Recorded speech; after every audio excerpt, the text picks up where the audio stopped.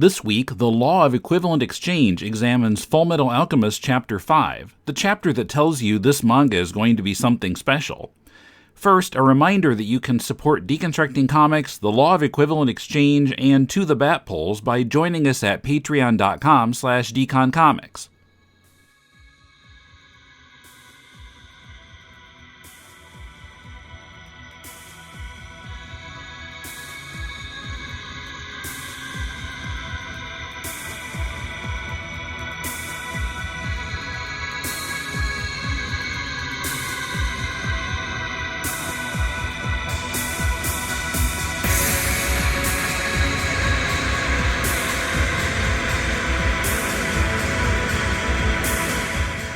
The Law of Equivalent Exchange. This is Tim in Tokyo with Patrick in Kumamoto. How are you doing?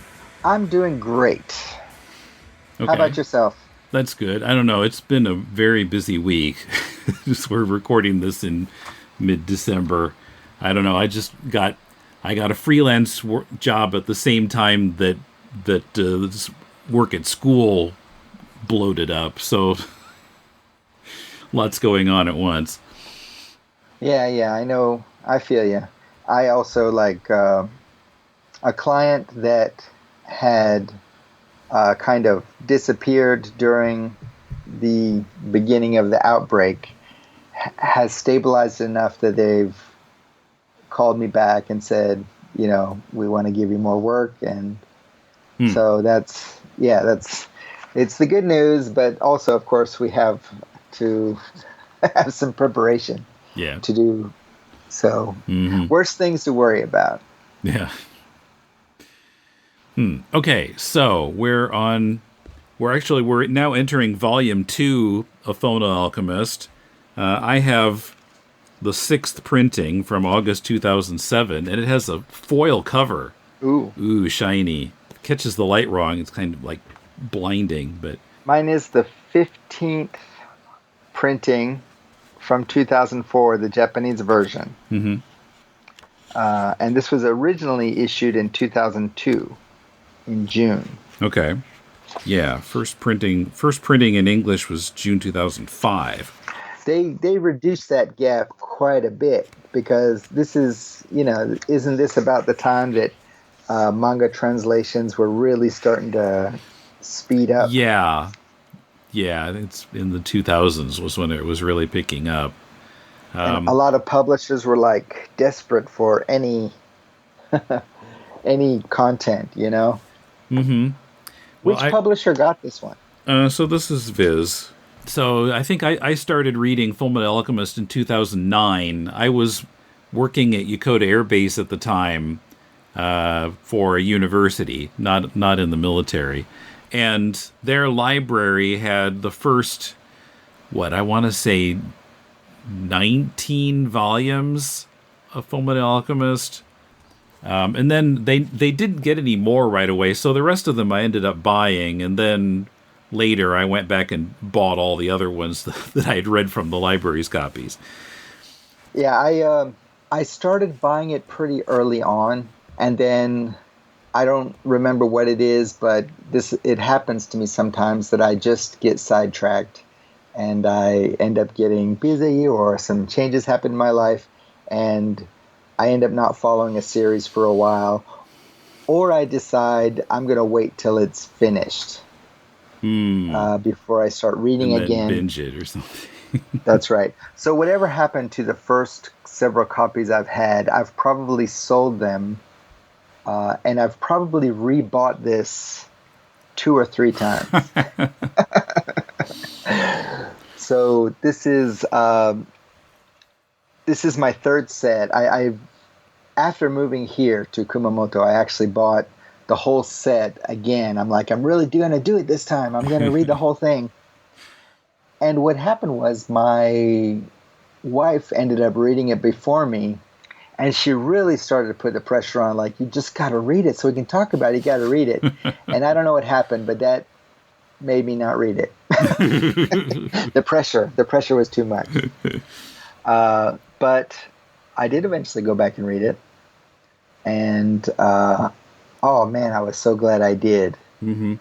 but these early chapters I've read actually several times, Yeah. and this particular chapter is one of my favorite ones to think about. Mm-hmm.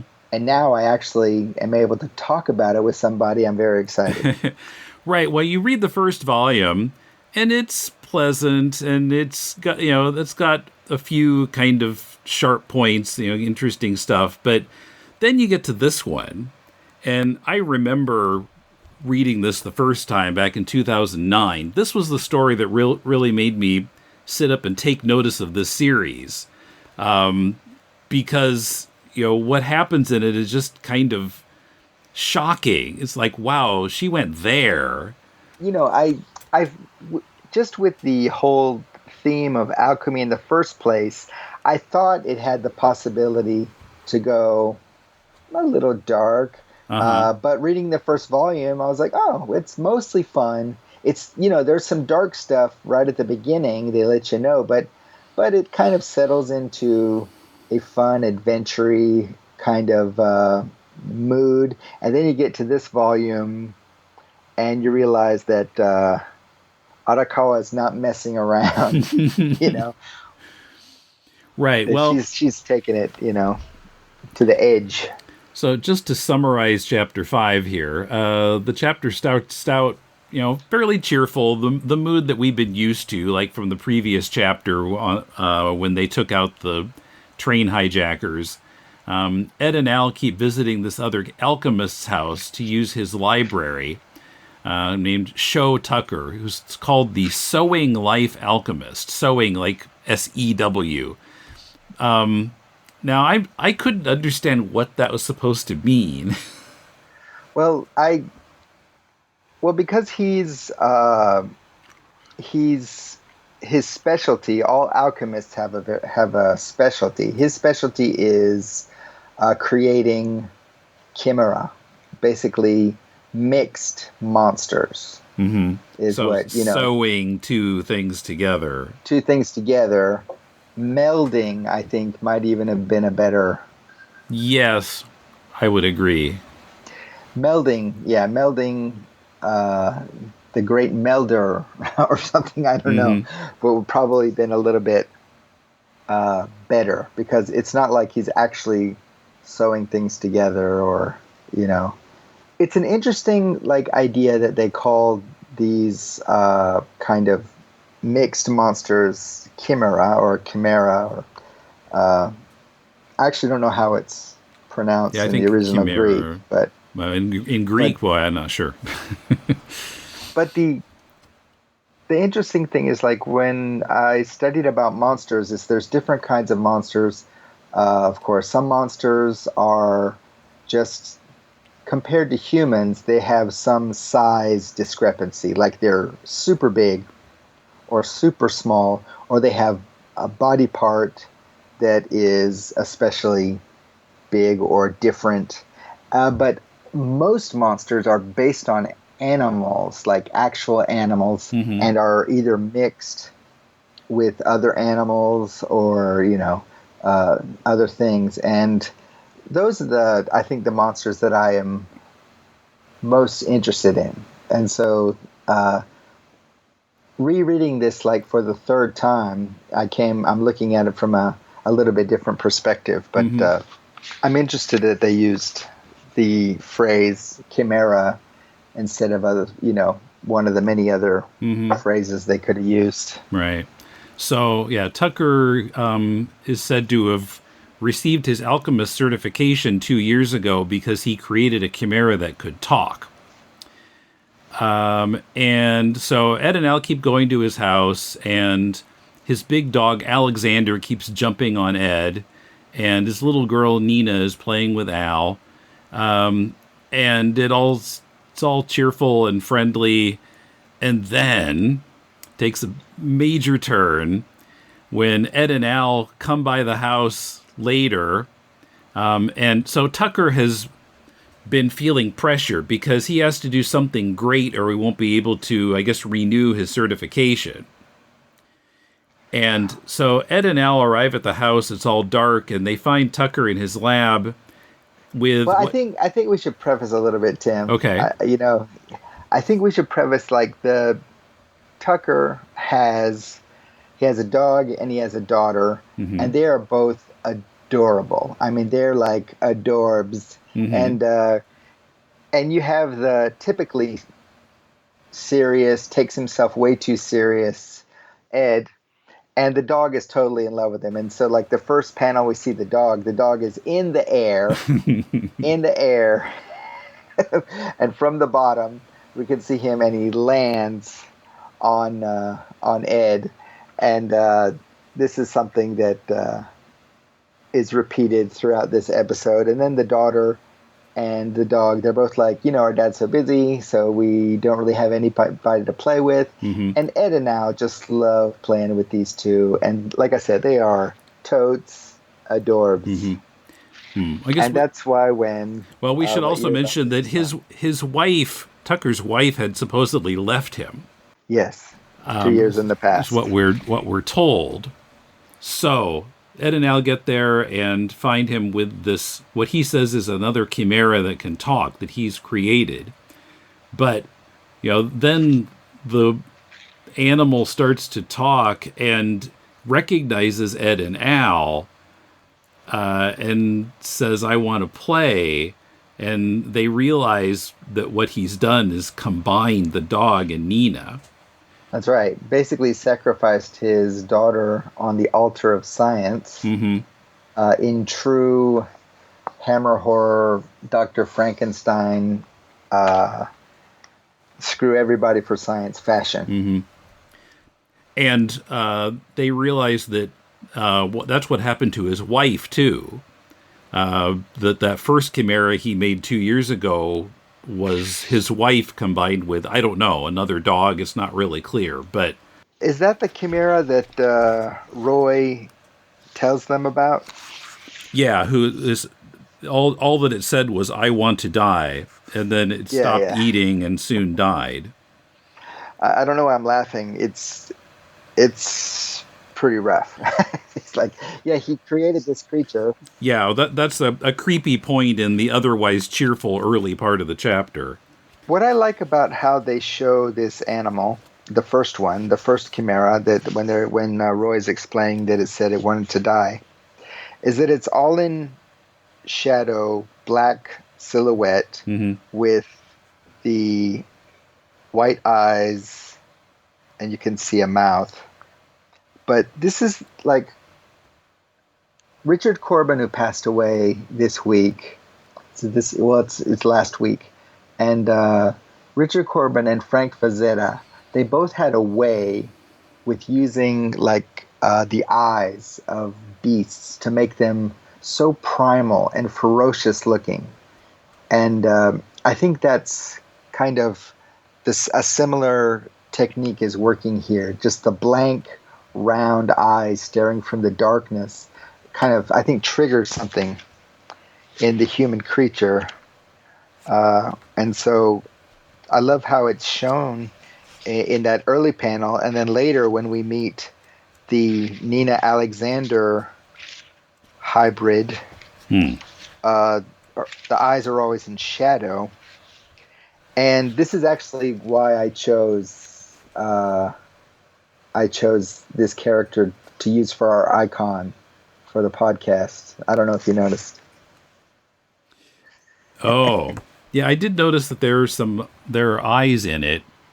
As we're recording this, we have not broken off into our own feed quite yet, and so I'm not sure that the listeners have even seen it. I might have shared it on social media at some point, but I think pretty soon we're going to be in our own feed, and then you'll see it in your podcast player every time. But yeah, okay, so I jumped the gun a little bit, but so it has like white eyes in that art you did. Yes. I made it kind of subtle looking, so that it doesn't jump out at you. Yeah, well, but I thought it's a good theme here about law of equivalent exchange, things being exchanged and changed. Okay. Yeah, I wasn't quite sure when I looked at that. I mean, they reminded me of eyes, but I wasn't sure. And there seems to be a mouth there, too. Possibly. I'm not looking at the art, actually. telling you this. But yeah, the eyes of the second Chimera. I mean, she has hair like over them. You know, the dog didn't have any hair over its eyes, but Yeah, it was this, just a regular, just like a big old dog, you know? yeah, like a Saint Just a Bernard or regular big old something. dog. If I can, for a moment, I would like to talk about just how successful this story is as a comic. Hmm. You know, I think it's because we recently did a review of a comic that did not use what I think feel like comics, the power of comics, and Mm-hmm. Arakawa, she really understands like how to use layout. She does very simple layouts to tell a very straightforward story, and she uses like the page cutoffs to, kind of build suspense. She uses like fade outs within a panel to show time being passed. Yeah, in the And library at the top of that page, Ed and Al are looking off to our left, and the left side it just kind of fades off into light. that's right, that's right. And as far as like character design, this Tucker guy, we're inclined to like him because he's very friendly, and his eyes. First, he wears glasses. His eyes are like very closed because he's doing that uh, kind of a grin when we first meet him, and then when Ed tells him why he's interested in Tucker's particular alchemy, is because he wants to figure out a way to, of course, get his arm and leg back, and also, especially, restore his little brother to a human body. And and so when he tells them, you can see the humanity in the guy's eyes from behind the glasses, Mm-hmm. but most of the time, Yeah. the glasses are just blank. Mm-hmm. And so he has a pleasant enough expression, but really we're not seeing what's going on behind those glasses. And then when we get to the big reveal and he shows his true colors, it's such a big difference from what we're expecting. It's we we like everybody. We like the kid. We like the dog. We like how Ed is with the dog, because the Ed's like, "You want to play? All right, we're gonna play. You're gonna get some playing." And it just really set us up for this big fall. Mm-hmm. It was Yeah. And set up then so well, when Ed and and in Al such a figure it short. out, then you can see his eyes in that Yes, panel. yes. But it was done so well in such a short, like just a few pages, Mm-hmm. that Right. Well, when I coming back to this, I think I kind of thought that it might have taken place over 2 chapters, but it's all one chapter. that's right. That's right.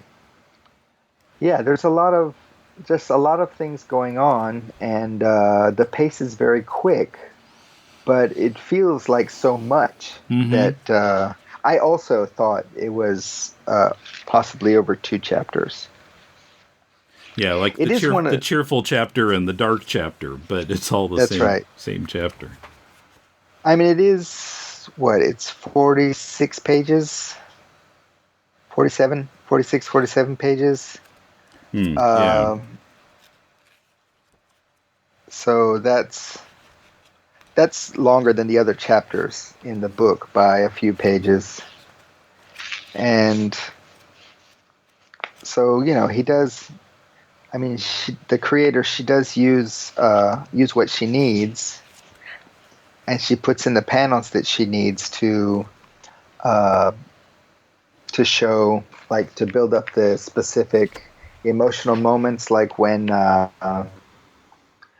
is about to beat Tucker to death, basically, like punch him to death. Al stops him, and you can see Ed seething with anger, but also deciding to control it and not continue with the beatings, but just leave. Mm-hmm. Leave them to the authorities, basically.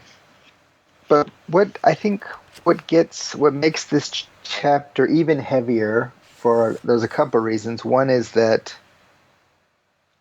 both Ed and Al feel they failed. They weren't able to save anybody here, and so we can see them. They're feeling, like we have Al apologizing to the hybrid, and it was Nina and Alexander. I don't want to stop saying their names because I feel like it's not fair to just call them a monster, because they're more than that. And they weren't like, I want to die. They still like feel love for their father, and they still feel the joy of playing. So there's that. But the font that's used, I don't know what the font looks like in English, but the font that's used in Japanese is a font that you use in creepy moments. Like a little bit when the Nina Alexander voice is talking. Yes. You mean? Yeah. So yes. It is a little bit different font from the rest of the story. The letters are a little more. I don't know. The letters are kind of taller. I don't know if you can see this. Yes. Yeah, they are a little creepy. I know this. Yeah, I know this font. This font is because of it doesn't have even spacing or even thickness of the lines. It does give you a little bit more of a creepy vibe. Mm-hmm. So we know that we're not supposed to be happy about their state of mind necessarily, that it's still got this kind of aura of creepiness over this character. But I think what's good about this character, what's good about Ed, is that he vents that frustration, he screams it out into the rain, that he couldn't help a little girl. Yeah, afterwards when he and Al are sitting on the steps with Roy Mustang and Hawkeye. And he's saying, we're alchemists, but we're just humans and we can't even save one little girl. That's right. And Mustang's attitude is kind of like, you can't do anything about it. How long are you going to mope about this? More on Fullmetal Alchemist Chapter 5 in a moment. Thanks to our supporters on Patreon, another set of classic early episodes of Deconstructing Comics has been unlocked, and I'm putting them back on the site in reverse order. This week I'll republish number 36 from August 14th, 2006, in which multimedia artist Cassie becomes the first Deconstructing Comics guest. Find the classic Deconstructing Comics episodes on our Facebook and Twitter feeds by choosing the earliest months listed in the sidebar pull-down menu at deconstructingcomics.com, in publicly available posts on our Patreon page, or in the Patreon smartphone app. Classic episodes have been unlocked back to number 31, so only 5 more classic episodes will be re-released unless we meet our next Patreon goal, unlocking 15 more classic episodes. Check out all our goals and help us reach them at patreon.com/deconcomics. Sawate. My name is Stella, and I am the host of Backrow to Oracle, the Barbara Gordon podcast. Backrow to Oracle is a podcast dedicated to Barbara Gordon, the first woman to hold the mantle of Batgirl for an extended period of time, roughly 1967 to 1988. The goal of Backrow to Oracle is to examine the character's history from her first appearance as Batgirl and continuing through her tenure as Oracle. Each episode looks at a vintage issue of Detective Comics or Batman, as well as other books like Justice League and Freedom Fighters, and modern issues of Batgirl and Birds of Prey. I also keep track of news involving Batgirl and other members of the Bat family, and I have a revolving series of segments like Babs in the Tube, which highlights appearances of Babs in TV and film, Shipper Spotlight, which looks at a variety of comic and pop culture couples, gives their history, and determines whether they are hot or not, Reading with Stella, which could be described as an audio drama, or just me reading a book that relates to Babs or doesn't, and of course, the mainstay literature recommendation. I've been blessed to interview writers Scott Beatty and Chuck Dixon on their Backroll Year 1 work, Brian Q. Miller on his Backroll run, Dwayne Swarzinski and Christy Marks on their separate Birds of Prey work, and the creators and actors of the Backroll Spoiled, the web series. I hope to interview more creators and actors in the future.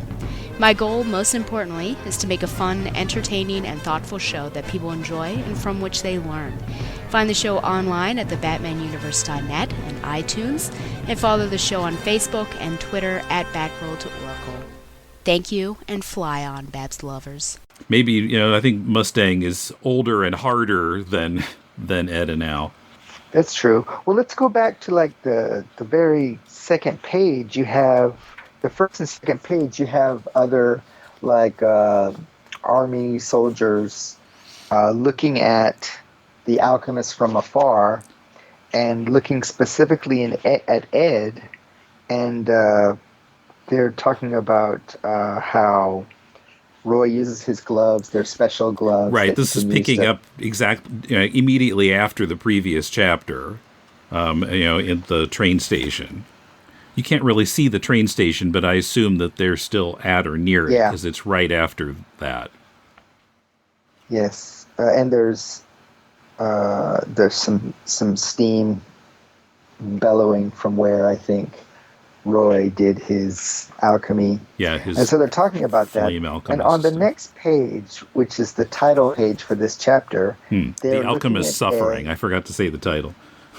Yes.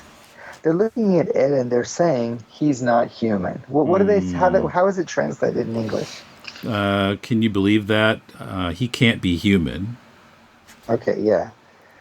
So because they're saying he's the one who captured all the hijackers. That little guy, he can't be human if he was able to do that. So we're set up with this interesting problem of Ed feels that he can't save people successfully because he's only human, while he's looked at as more than human because of what he can do when he does save people. And this is something that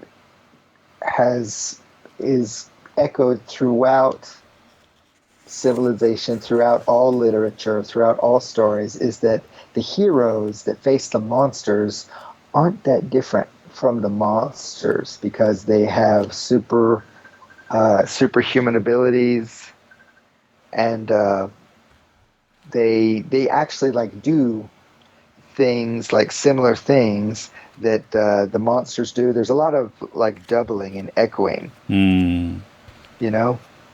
So, and that's one thing that I like about studying about monsters is discovering that we've always seen them very easily different from the heroes, but actually there's a lot more crossover than we recognize. But like Ed wants to be human, but he also wants to be able to help people. And can he do both is the question. I think that it's kind of set up here, but we don't really have to. We don't have to think about an answer for quite a while. But I think that's something that I find especially fascinating about this series. Yeah, that's a good point. I hadn't put those two things together. With the other soldier saying he can't be human, and then Ed saying we're only human. We're not devils or gods. We're humans. That's right. So we get to the end of this chapter, and we have a new character introduced. His name not revealed yet, but we know that his name is Scar, since we've read it before. That's right. And I think he's basically on a mission from God, or he believes he is. And he comes to Tucker's house and says, alchemists who have strayed from the path of God must die. And he just crushes his head. That's right. And it's not clear. Is he saying that alchemy itself is straying for God, or these are alchemists that have strayed for God? But I think the way that it's written, I think his message is for all alchemists, basically. Well, as I recall, later he comes in conflict with Ed right? Because Ed does something that he doesn't approve of. So maybe it's their specific sins that he feels he needs to punish, like the creation of the Chimera. Mm-hmm. I mean, that would make sense. But he doesn't just crush his head. I mean, he's using alchemy to murder. Right, yeah, you can see a little bolt of electricity in there. And what's, I think, you know, what we see here is so interesting is that in literature and mythology, like the chimeras are some of the most dangerous beasts. I mean, the Sphinx is one of the most horrific and powerful characters in mythology. And so we could easily imagine that this chimera creature attacking Scar after, because of course it recognizes that its father/master has been murdered, but it cries and saying, "Father, Father." Yeah, or that's daddy, daddy in the English. Yeah. So, but it's very clear that there's, it's not the chimera that we would expect or be familiar with, and it has humanity. It has humanity, and depending on, you know, how you feel about dogs, it has that loyal, loving. Yeah, I know. I was trying to think of a word, and I was like, nope, not coming. That diggity doggity doo. It's got that dogginess, and it's got compassion and sorrow, which are like those are the emotions you need to have empathy and to be a good human, in my reckoning. Mm-hmm. But unfortunately, Scar decides that he needs to put the beast down as well. Yeah, it's just, now that he's done this to you, there's no way to change you back to normal. At the very least, go in peace. And then we have, which is apparently a lightning bolt or just the rain. It says Sha in English. What are we talking about? We're talking about page 49? So, yeah. Mm-hmm. That's the rain. It's saying Za in Japanese, which is like heavy rhythmic rain. Mm-hmm. And then as he leaves, Scar is praying for the souls of the people he's just eliminated. And that doesn't that ramp it up for you? I mean, doesn't that? Yeah, make it, I think oh man. Secondarily to the shock of the creation of the Chimera, that also tells you, like, okay, this is going to be deeper than I was expecting. You know, not only is she willing to go to places that you didn't expect and have a kid and a dog combined against their will, but on top of that, there's going to be like some spirituality in the story. Yes, and I think that there's hints that there's political things going on. You know, we see the alchemists in the past have already been called like dogs of the state or something like that. Yeah, dogs of the military. That's right. And now we have this kind of spiritual. We already have some supernatural things going on, and now we have some. We've already had some quasi-religious things going on, and now we have some more. Mm-hmm. And so we know that the religious aspect was not just that one story, that it's going to be brought in. Mm-hmm. Right. And what this kind of reminded me of is, like, when I think in a modern age, when I think of religion plus war, it's like I still kind of jump back to the conflict in Ireland, like Catholic versus Protestants kind of deal, is, and I am not an expert on wars or military things at all by any, you know, Mm-hmm. any measure. But that's kind of what jumped out at me is that here's somebody who looks like they're fighting for a religious cause or something.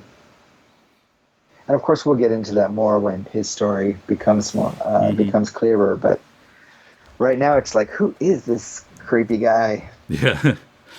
Yeah. So overall, I mean, in many ways, I think this chapter kind of lets you know what we're in for in the rest of the series.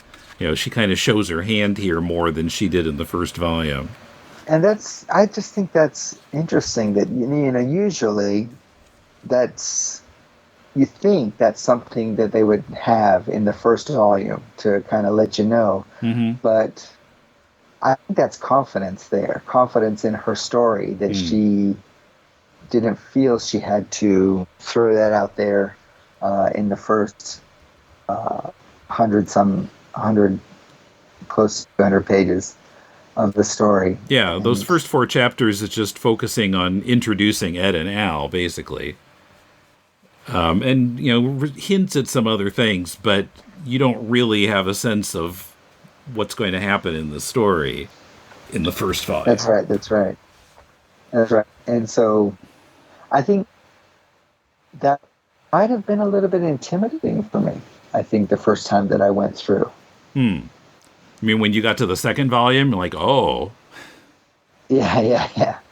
Because I think I read up to volume 6 or 7, I think, the first time that I went through. And like I said, I don't quite remember what made me put it aside.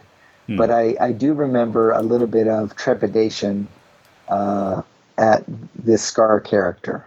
Yeah, I think I might have too.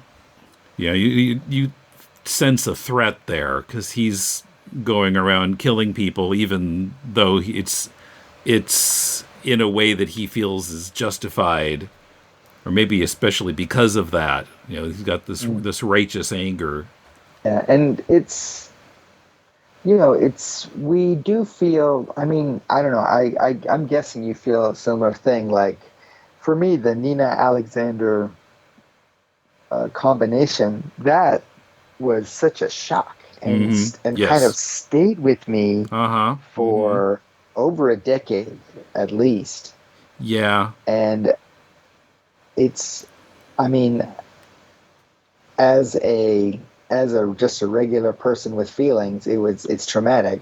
But as somebody who loves a dark turn in a story, it's like my favorite part of the first part of their story, because they really take on some interesting ideas and ethical conundrums, you know, science and progress and such. I mean, Tucker is like, no, you got to do stuff like this for science. Otherwise, there's no progress, or something like that, right? He says, and basically he says to Ed, "You're just like me. You look what you sacrificed to try to revise their mom. Look what you tried to do to make your experiment a success." Basically, he says something like that. And so the author here is really giving us readers a lot to think about in one chapter. And I think that's why it's one of my favorite chapters. Right. Yeah. I mean, this just like you, I think this chapter is, I mean, I'd kind of forgotten the details. It had been over a decade since I read it, but I remembered that this was the chapter that really kind of got me more interested in this series, because I saw how much deeper it was going to be than I'd expected.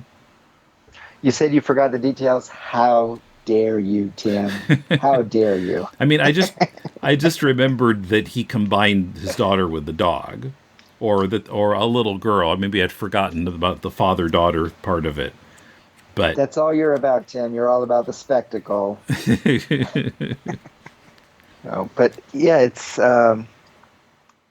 this is actually the episode I really look forward to. And when you first proposed this that we make this podcast, because I'd already been studying about monster theory for a little while, and hybrid creatures is a big part of monster theory.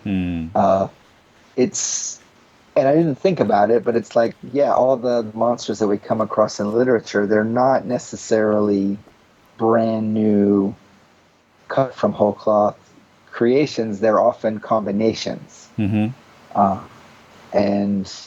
combinations are the things that we fear the most. There's often a lizard or a snake involved, lions, eagles with sharp talons and such. But this is a different fear. This is a different fear about, first of all, being forced to be combined with something. Human Centipede and Tusk, these movies come to mind. I don't know if you've seen. I haven't seen Human Centipede. I'm never going to see the Human Centipede, but I read the explanation, and it was traumatic enough. Yeah, it doesn't sound appealing. Yeah, but like being forced to change, where you didn't ask for it. Obviously, the mother was forced to combine with something, and probably not something she loved. Nina and Alexander, obviously, they love each other as pet and master, and pet and friend, basically. And so maybe the trauma wasn't as deep as with the wife, who probably was combined with something that she didn't necessarily feel any love for, and therefore wanted to die. Yeah. That's just, I know I'm reading a lot into it, but the creator has left those things there for us to be able to read into it, and that's why I think this series is so amazing. Yes. Okay, anything else we need to say about this chapter? I think that we've covered it pretty well. I'm looking forward to when we do put this on its own channel, so that we can maybe start fielding some questions and comments. I'm looking forward to that. Yeah. Yeah. I just want to mention, recently I've taken on the editorship of a manga-related fanzine called Mangaverse. And so I'll probably be plugging that in future episodes. You guys come take a look at my fanzine. So, anything new with you?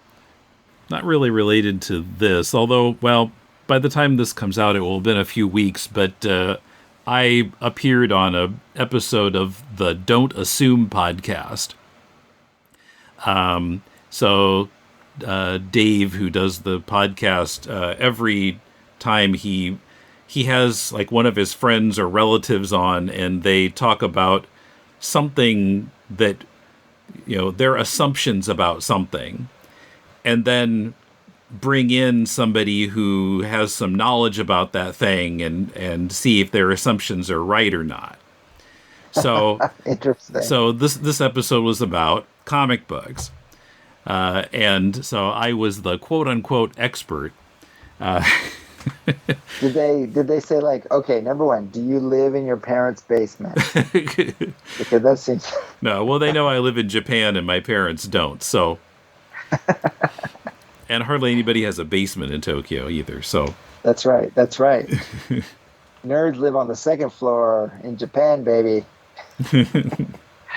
So, yeah, that's... Yeah, oh, that's great. That's great. That I've actually been interviewed recently about my research for Kimetsu no Yaiba and The Promised Neverland by two different media sources, but none of them have been published yet, so when they are, I'll talk about them. Okay. All right. Well, thanks for listening, and don't forget, the law of equivalent exchange means... You get what you pay for. See you next time. Next time.